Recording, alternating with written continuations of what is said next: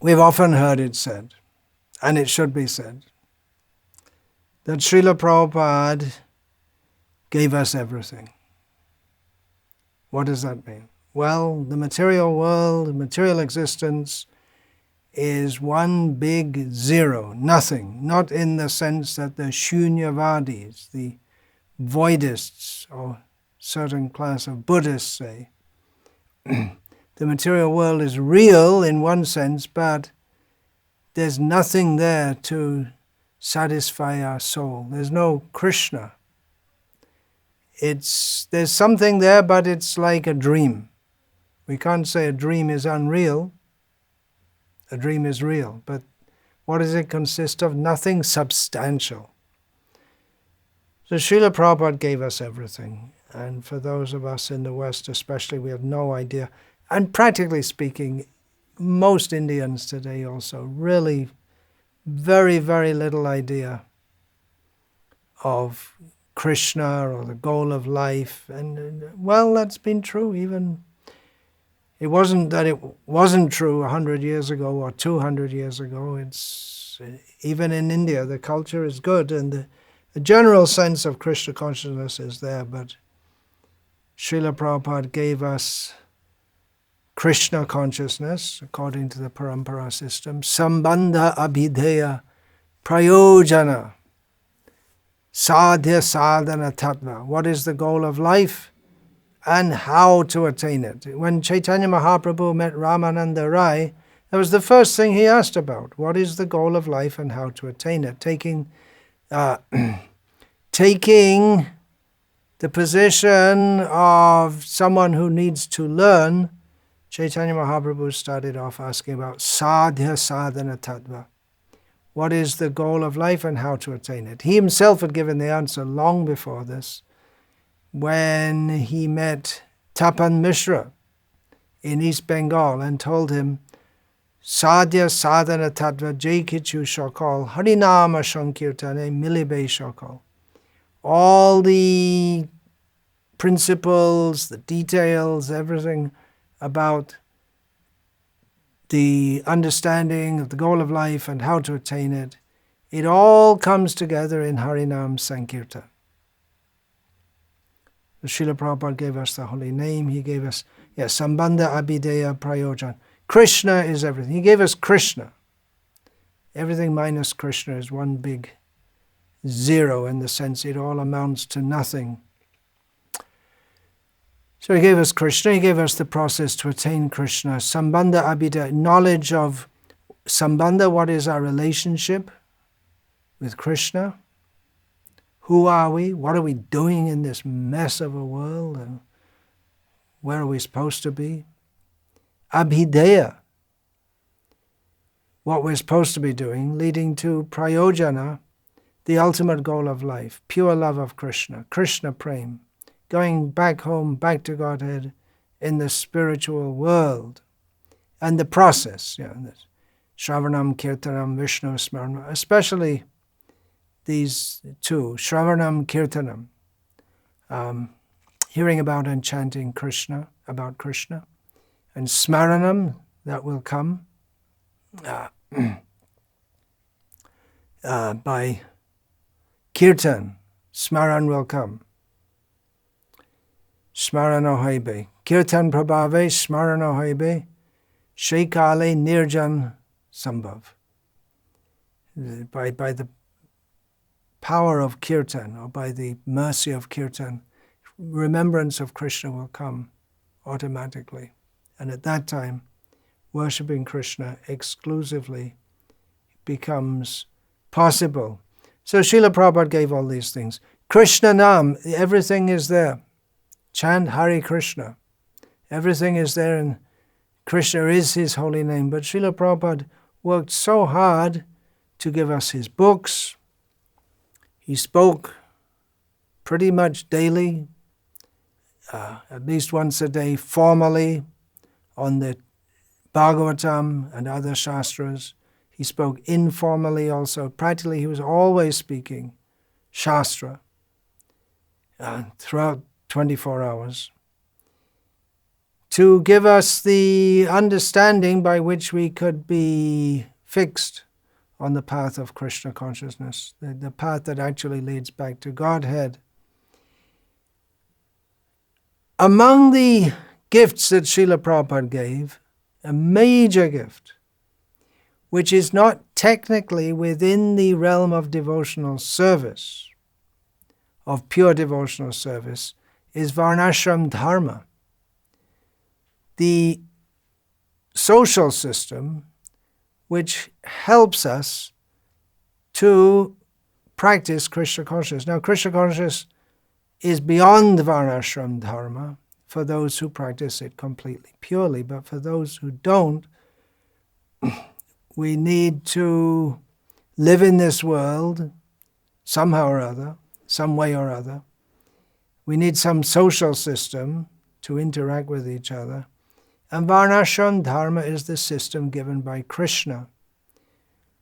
And although over-attachment to Varnashram dharma is an obstacle on the path of pure devotional service,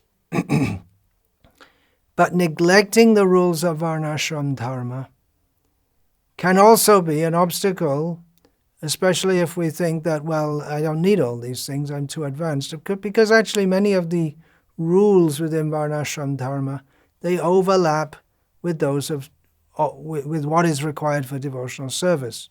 For instance, rising early, bathing regularly, taking foods. For those who are on the spiritual path, one should take sattvic foods, how to respect elders.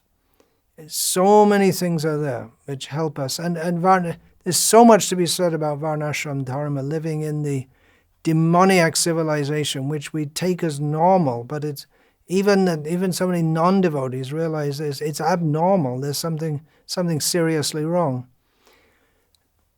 So Srila Prabhupada gave this gift of Varnashram dharma. We didn't yet take it.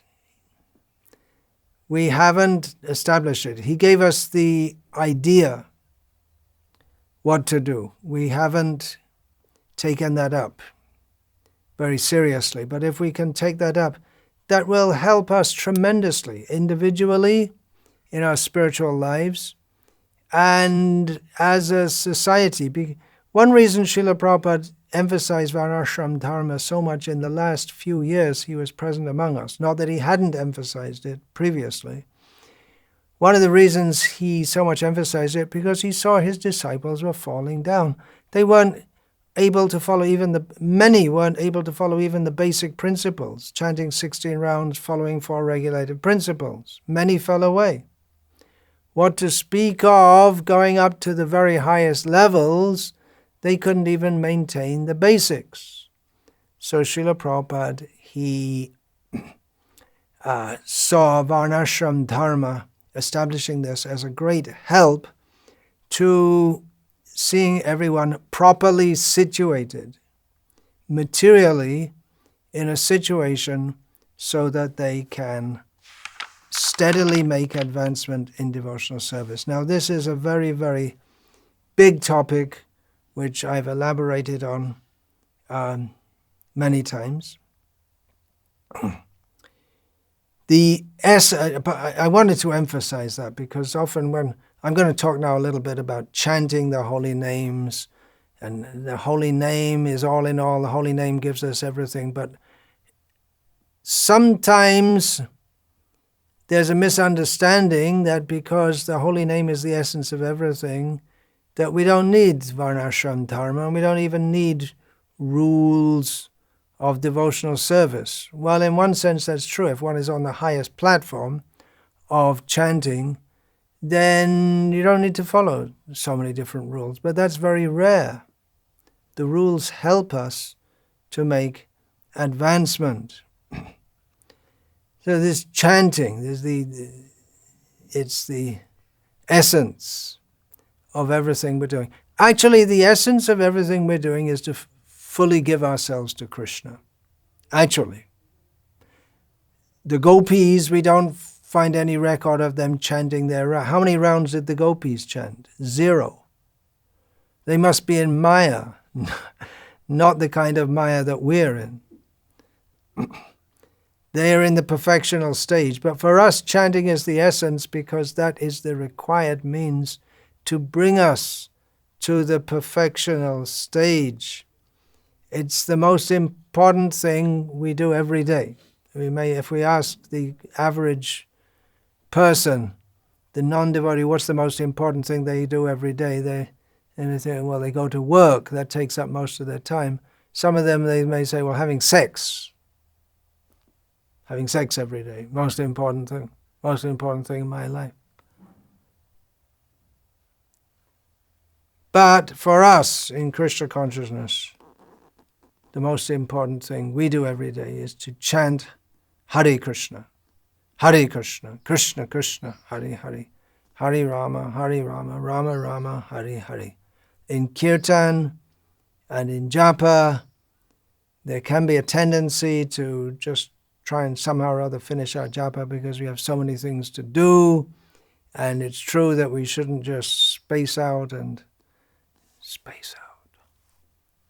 Let our mind wander in space as we're chanting.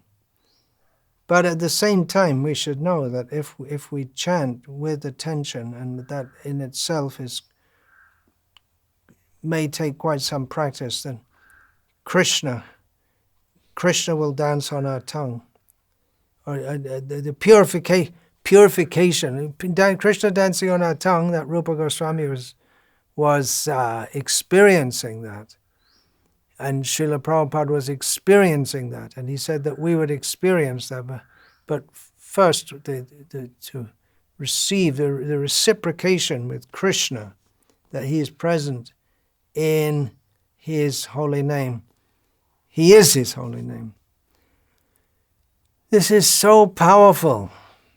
We often think of different methods of preaching, how we can change, what we can do to convince others. But whatever philosophy we have, and we really have the philosophy, it really is the teaching that everyone needs. Srila Prabhupada gave us. But unless we do Harinam, Kali Yuga won't be pushed back. We require to do so much Harinam on the cities, in the villages, so much Harinam Sankirtan. It becomes more difficult in this pandemic situation which has come about. Typical of Kali Yuga, there's some demoniac reactions to demoniac activities are going on. But by performing Harinam, that will push back the Kali, the evil, the pollution of Kali that comes in our minds, and that will push out the pollution in the world, mental pollution, addiction to materialistic activities. A godbrother of mine just sent me a short video of people in London, United Kingdom, still united for the time being, in May of this year, they said it was 1 million people, but in a protest rally against restrictions due to the COVID pandemic. Well, you couldn't tell. If you had an aerial shot, you might be able to make a guess that it was 1 million people. 1 million people is a lot of people. But anyway, they said it was 1 million people, and they were all marching against vaccination and marching against restrictions, lockdown, and chanting freedom, freedom, freedom. And I thought, well, if Prabhupada's mercy hadn't come on me, I might have been some kind of average middle-class person. I guess they're mostly middle-class, somewhat educated people. They're mostly, I might have been out there joining them. they want freedom so they can go on with their useless lives of mediocre sense gratification. They are discontent, thinking that if the lockdown is over, then everything will be nice. What? What will it be nice?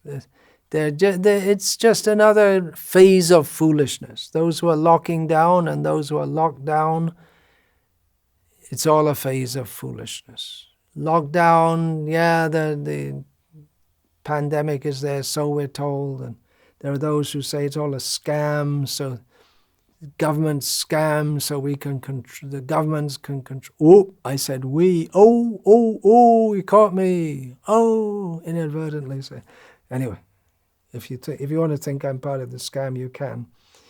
But this whole material existence is just one big scam. Everyone is cheating everyone else into thinking, if we are locked down, then it'll be better in the future, and then we can enjoy sense gratification without fear of coronavirus. No, we want freedom now. There's no coronavirus. We want freedom for sense gratification now. They're all it's all the different phases of the same Maya.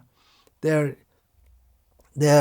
opposed to each other on the basis of how we can better live happily in this world, which is all nonsense anyway. So Harinam Sankirtan. I didn't see that there was any Harinam Sankirtan party at that protest. It would have been a good opportunity to, if devotees were there chanting the holy names in kirtan, it would have been a good opportunity to ventilate the holy name to many people. Although Srila Prabhupada, what was that? Sasrup Maharaj wrote about that, something about not joining a peace march or something like this. This is 1960s protest against the Vietnam War, and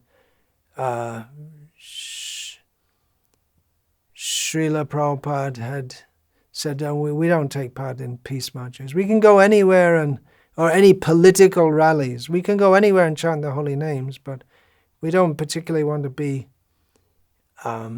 identified with any political group. Our message far transcends that of make love not war or freedom, based on our message is that all ideas conceived of in this world for happiness are all based on a terrible mistake of identifying with this body and not knowing our actual position in relationship with Krishna. That's a lot for most people to even begin to understand. So this chanting, public chanting, that will give the purification and by which people can begin to understand this, and by which they may take up an interest in this. So this chanting pushes back Kali Yuga. Distributing Srila Prabhupada's books. Srila Prabhupada put so much emphasis on this. Distribute these books. This will change. This will make a change in the world. And we may think, well, we'll do some yoga classes and get people to chant Hare Krishna at the end, or we'll do some personality development programs and maybe try and introduce a little something vaguely related to Krishna consciousness at the end. Practically, it's a waste of time, really. When we have the holy name we can chant, and we can distribute Srila Prabhupada's books, and we're going to waste our time going for a course over weeks and weeks and weeks doing yoga just to try to get people to chant Hare Krishna without giving them a full dose of philosophy. Well, if you can do it, all well and good. We're not complaining. But if you're an independent householder and you're making your living by teaching yoga, and you introduce Krishna consciousness, all well and good. But as a society, the International Society for Krishna Consciousness is meant for promoting Harinam, the philosophy in Srila Prabhupada's books, distributing Srila Prabhupada's books, demonstrating a God-centered way of life, Varnasrama dharma, on farms. These are the core activities of this movement, which you might not think if someone was to come to a Krishna conscious temple these days. So we have to push back on Kali Yuga by chanting the holy names individually and congregationally, in public. But we have to keep Kali Yuga out of the kirtan. Remember that Parikshit Maharaj, he banished Kali, the personality of Kali, from his kingdom. As long as Parikshit Maharaj was there, he was... Actually, it's stated in Bhagavatam that the moment that Krishna left this world, Kali entered. But then Parikshit came and he drove Kali back. But then Kali made an arrangement by a very devious means, which Kali is all about.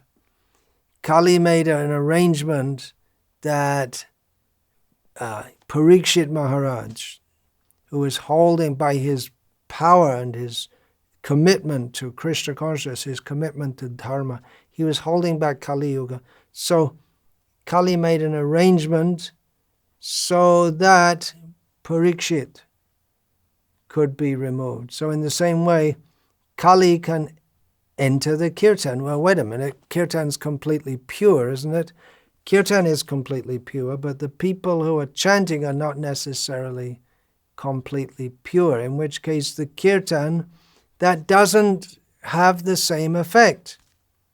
If we're chanting for entertainment, even for promoting our own prestige, showing I'm a great kirtan leader, even the motive that we chant in public, when we're chanting in public, we should think we want to share the holy names with others. But often I see it's something like just waving, and we become like a tourist attraction. People think we're something quaint and amusing and kind of nice, and we may go along with that we're just some kind of nice but eccentric people, and that's all. And it's all, you just smile at people, and yeah, well, okay, we can smile at people on Harinam, no harm, but we're not there to entertain them. You're not there just so they can take photos or come and do selfies with us. We're there to communicate the importance of Krishna consciousness. That's why Srila Prabhupada, when the first Harinam communities were organized in the West in a systematic way, that was organized by Tamal Krishna Das, that was before he took sannyas, in Los Angeles in, I believe, 1968 or 9, and then along with that, distributing Back to Godhead magazines. And people could understand what they take the magazine and they get some understanding what these people are chanting for, what this movement is all about. And that was very effective in attracting people to join this movement. So we have to keep Kali Yuga, the influence of Kali, out of the kirtan, keep it pure. Not that we can be completely pure, but we should know that we're doing this for the pleasure of Krishna, to communicate, not that we're qualified, but we are deputed to do so by Srila Prabhupada, all the acharyas up to Lord Chaitanya. We're deputed to communicate the gift of Krishna consciousness to others. So that purity should be there. Kirtan should cleanse the heart. That should be the effect. Cheto darpanam marjanam. The first effect of actual kirtan is that the heart becomes clean. Clean of what? When there are so many dirty things in the heart. Kam, krodh, lobh, moha, mada, matsarya. These are the basic 6 contaminations. There are so many contaminations the basic 6 contaminations which are always mentioned, the Shardaripu, the 6 enemies. They are material desire, anger, greed, illusion, pride, and envy. Material desire is the most prominent manifestation, but that's the first one mentioned, but it's all based on envy of Krishna. And Kali Yuga means increased envy and increased lust, anger, greed, and the envy. Especially this consumeristic society is based on I want more, I want more, I want more than the other. Why has he got so much? My rights, human rights, freedom, human rights. I want my rights. Everyone should have their rights. Me, me, me, me, me. No, not thinking of how we can cooperate together in society. And communism, although the philosophy might seem to be very good, but actually that's based on envy also, because it's right there in the Communist Manifesto, the idea that communism is right and everything else is wrong, capitalism particularly is wrong, so we have to destroy non-communism. So it's always the enemy is seen, the envy is the very philosophy. It promotes envy. And what is this envy? That when someone starts to flourish, we become envious. If they're less than us and they start to flourish, we want to push them down. If they're greater than us or more powerful, we become more envious, and we may make some schemes, like in communism. We are the workers, they are the capitalists, pull them down. You're always envious of people who have more than us and try to find faults with them. Or if we're in a position where we can lord it over others, then we use that to in Kali Yuga especially, to cause suffering to others. Or if someone else flourishes, then you want to take it cynically. You become their friend to take advantage of them. That's often seen. Someone who's very rich, they'll have so many friends. And if he loses all his money, he'll lose all his friends, because they're just taking advantage of his prestige, of his money. There's no real friendship in material existence. How I can get something from others. As soon as someone starts to flourish, then immediately so many problems come. That's why sadhus, traditionally sadhus, they live akinchana, with nothing. They don't have anything for anyone to steal or to be envious of. That means that people will, in many cases, they will scorn them. But they don't care for that. They're not scorning others. People may scorn them, but they don't care. Let them scorn me. And then there's nothing to look after. It's just anxiety. The more things you have, so much anxiety. Of course, for spreading Krishna consciousness, there are so many material things that we use. And it's a headache. And organization and people, and it's a headache. There's no doubt about it. We take that for Krishna, for Krishna's service. But personally, we should feel no personal attachment to anything. And we should be happy if others flourish. Otherwise, that's the law of the material world.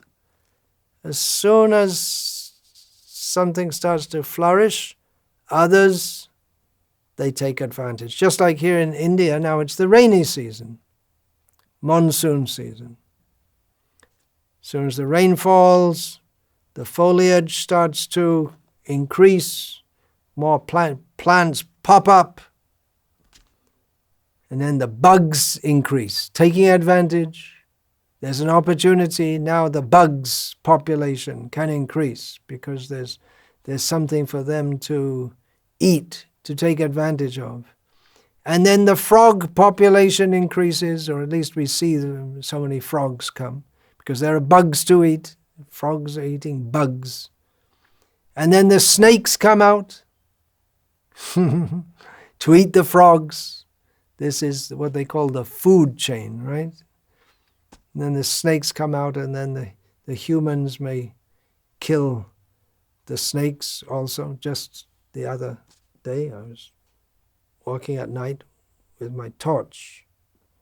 It's a good idea when you're going in the dark in an area where poisonous snakes may be expected. It's a good thing I had the torch, otherwise I would have trodden right on this little snake. It was small but very, very dangerous.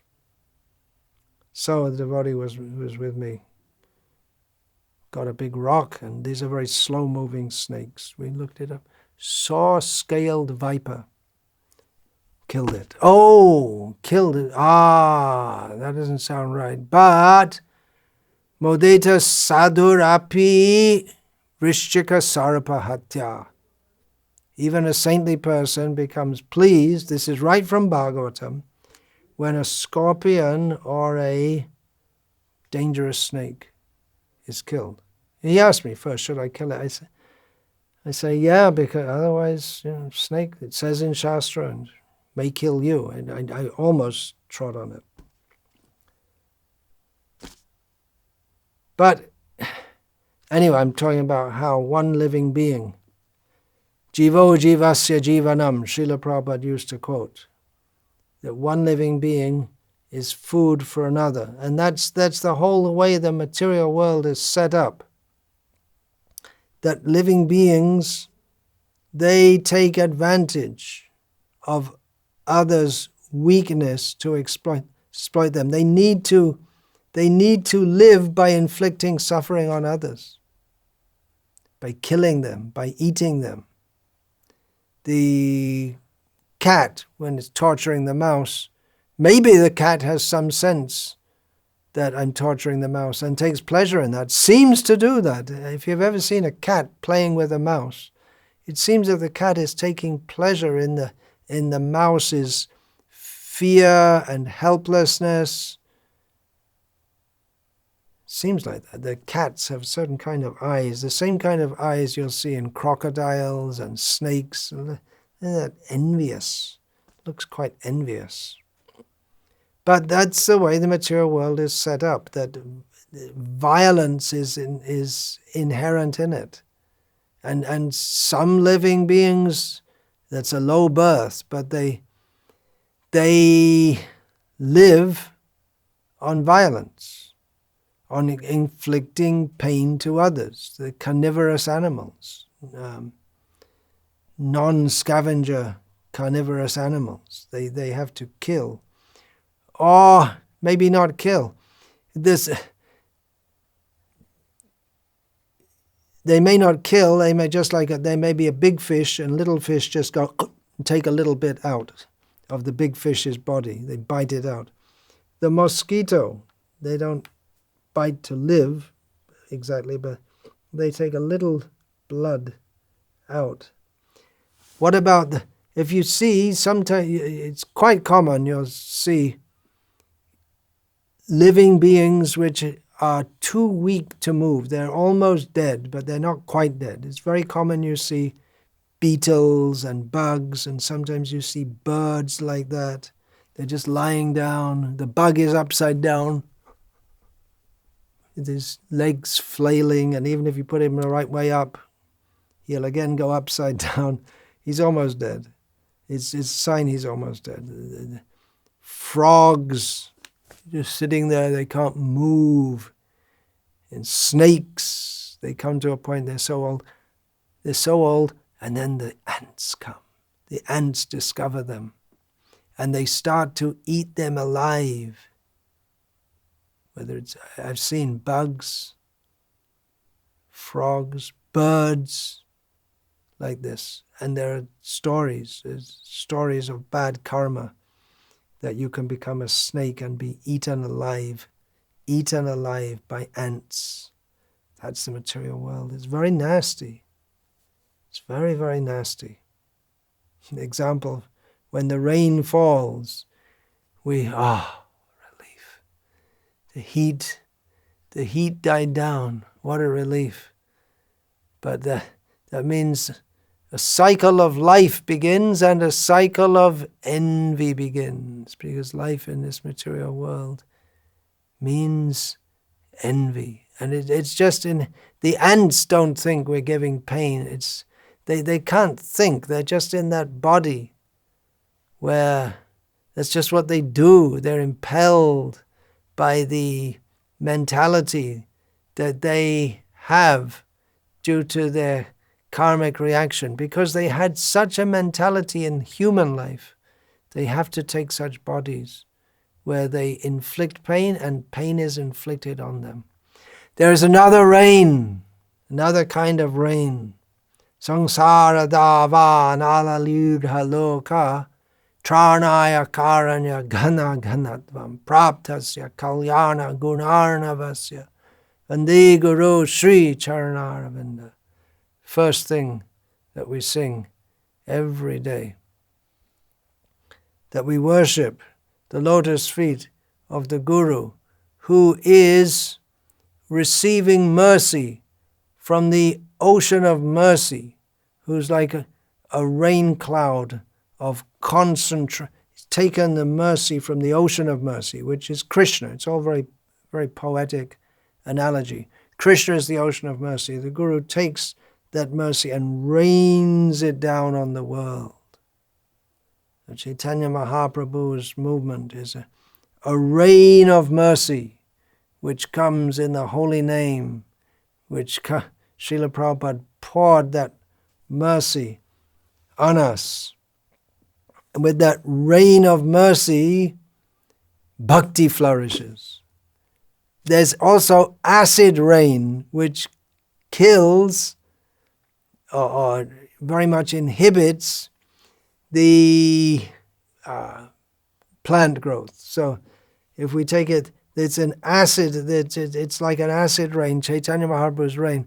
When the rain comes, then it destroys the material desires. Actually, the example given in Chaitanya Charitamrita is that the rain of mercy, which comes with Lord Chaitanya's Sankirtan movement, it creates a flood which washes away even the seeds.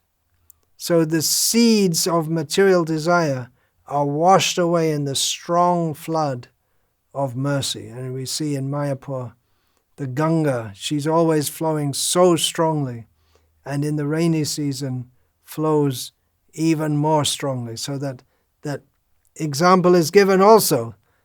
Kunti Devi says, Twai mainanya vishaya matir madhupase sakrit. Ratir matir madhupate sakrit. Ratim udvadhata adha gange vaugam udanvati. She said, just like the Ganga flows so strongly. It must have made quite an impression in her mind when she went to the Ganga for the first time and saw how swiftly it's flowing, and knowing this is flowing all the way to the sea so strongly. Ganga flows very fast flowing river.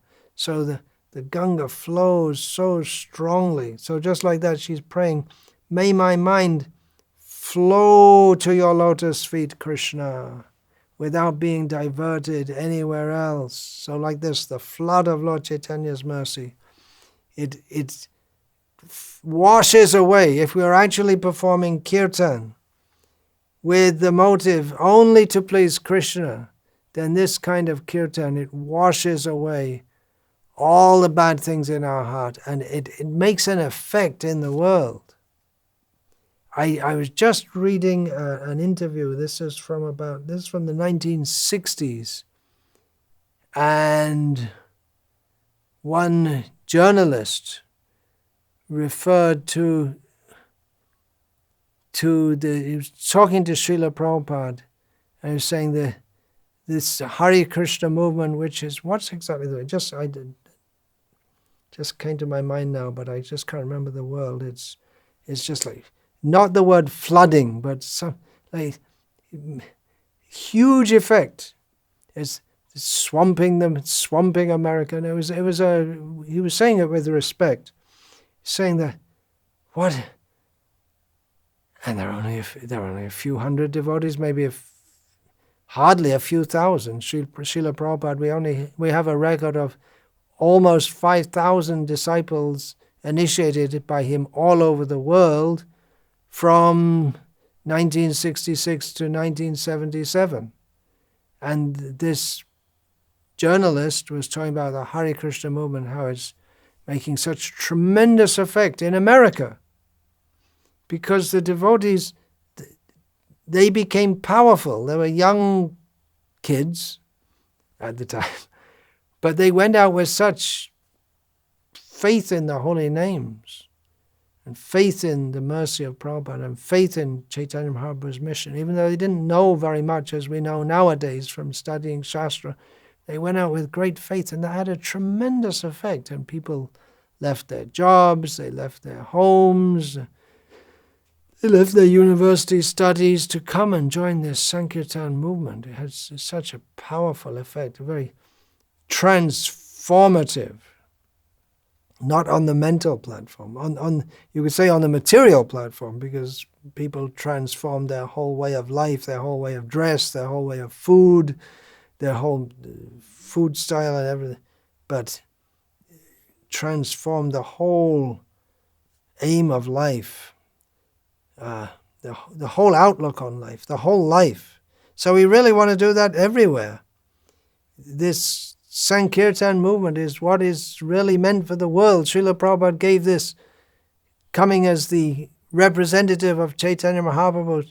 Srila Prabhupada gave us, listen to Srila Prabhupada's chanting. Hare Krishna, Hare Krishna, Krishna Krishna, Hare Hare, Hare Rama, Hare Rama, Rama Rama, Hare Hare. I'm just imitating, you've all heard it, the style of kirtan that Srila Prabhupada first gave to the devotees. Very simple. There's no modulation of voice, the most simple tune, but there was tremendous power. That power of Srila Prabhupada's being with Krishna and sharing Krishna with the holy name, that communicated to others. And Srila Prabhupada's intense Krishna consciousness and his intense desire to purify the world, that power of the mercy of Chaitanya Mahaprabhu, that was communicated to they were hippies, and then they took up Krishna consciousness seriously, and they went out in the world, and new devotees with no background of Vedic culture, practically zero Shastric knowledge, but they were able to make such a big impression in the minds of others. They went dressed in Indian-style clothes, which was something very unusual in the Western world at the time. And very unusual, it was unknown, unheard of. Maybe there are a few women in saris, not many, a few here and there, but for Western young girls to dress in saris, and what is this orange cloth the men are wearing, it was something very, very unusual. But devotees went out with full confidence. Prabhupada wants us to do this. Prabhupada is a pure devotee of Krishna. We have to do this. They went out with that faith, and that faith can move mountains, we've heard from the Bible. Well, the mountain of our material attachments, which is much bigger than all the mountains on this planet put together, that can be just shattered to dust by the power of pure chanting of the holy name, chanting with faith.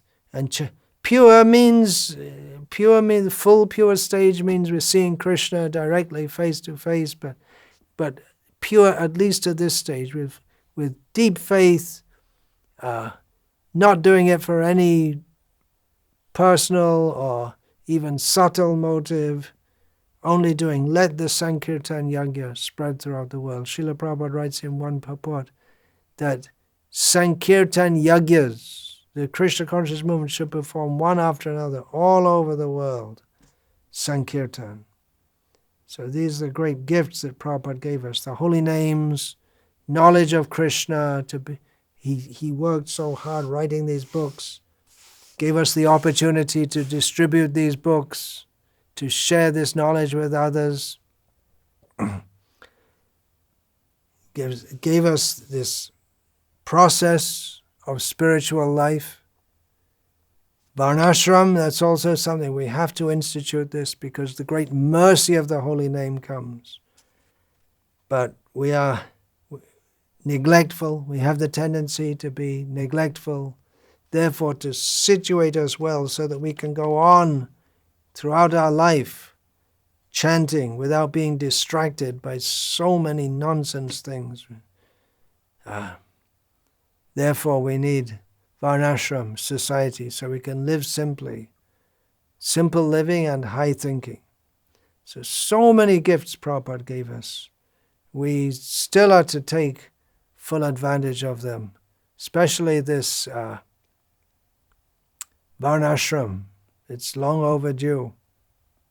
Srila Prabhupada very much wanted that. We have to do it to get Prabhupada's mercy, because that's a major part of what he wanted us to do. And if we don't do that, then what's happening, and it's become almost like a syndrome, is that we preach, we bring people in, and then they don't stay or they don't really come up because they're not able to remain strong. The lures of material existence are so strong, or they have to go and work in some miserable job in which they have to associate with non-devotees, and it becomes very difficult for them to make advancement. So Varnasrama communities means we're living all together, devotees, chanting together, doing work together.